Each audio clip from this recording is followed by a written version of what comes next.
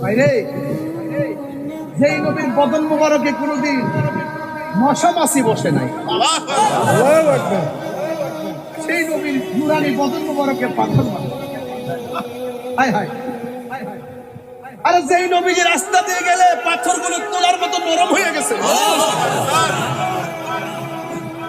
যেই নবী গাছের পাশ দিয়ে গেলে গাছগুলো ঝুঁকে গিয়ে আর রসুল বলতেছে আমি ওই পাথরটাকে এখনো চিনি। 7 বছরের কালে আমি যখন এইদিকে যাইতাম ছোটবেলায়, পাথরটা আমাকে সালাম দিত। ওই পাথরটা আমি এখনো। আরে রসুল্লাহকে শুধু নয়, রসুল্লাহ গুলাম যদি বলতো আমি নবীর কাছে যাব, সামনে ভাগ করছে, ভাগ খাইতে আসছে, ডাক দিয়ে আমার খাইছে, আমি নবীর কাছে যাব। বাঘের লেজ নামায় দিয়া নবীর বাড়িতে যাওয়ার রাস্তা দেখাই দিচ্ছে।